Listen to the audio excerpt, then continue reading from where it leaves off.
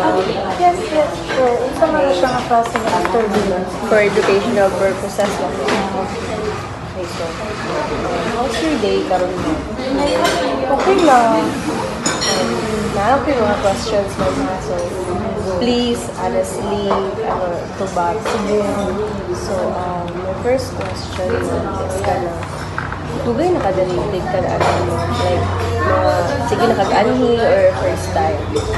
Yes, kasi nagkakulambugan man ko and para siya diri sa kulambugan mo sige na to kaon diri natukod na po ni siya since I was high school. So, ako mga friends, kada ulit sa eskwelahan, sige na anhi, so, dugay na dyan po siya.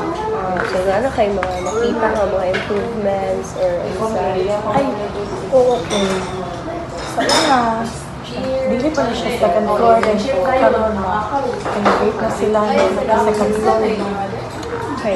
So, sa mga makita mo sa ambience sa mga kung sa mga imuhang maistorya about sa ambience, sa mga interior, nice ba siya? Ang ambience is very pleasing siya, no? Kaya the designs, aesthetically, kung ano kaayo siya, design, I mean, very accommodating siya, then relaxing because na-air condition, dito sa second floor, anak, yun. Ano siya? Nindot siya. Okay. Next question, ma'am, is kana mga food and services na ilang gi-offer, ma'am, like, kung sa mga maistorya mo about it. So, regarding to food,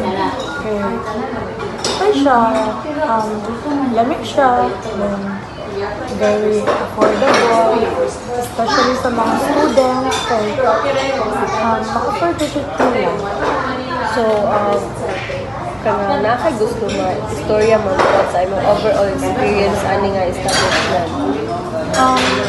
Overall, okay lang, no? Nindot siya ang akong nindot ang akong experience na especially sa mga customer. I mean the staff, very accommodating sila, very welcoming, no? Tapos, sa serving food, kuan siya, pasta siya. Pero nakadepende siya kay sometimes kamot ang dagat ng customer.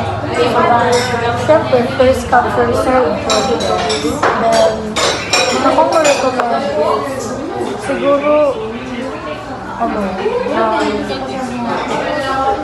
usahay ang chairs, ang tables, usahay mga good. Wala na kayo malingkuran. Tungkol sa kadaghan gurong customer. Tungkol sa kadaghan sa customer kay syempre, nailangan na siya ng establishment. Tapos, ilan na siya. So, siguro mag-add sila ng more space. Dahil, mura man siya ang pa-recommend sa pagkakaroon. So, mura to siya, ma'am. Thank you so much for the interview. Thank you sa kayo. Thank you, ma'am. Sorry, isa-isa ko. Tapi wala kayo tayo. Thank you, ma'am.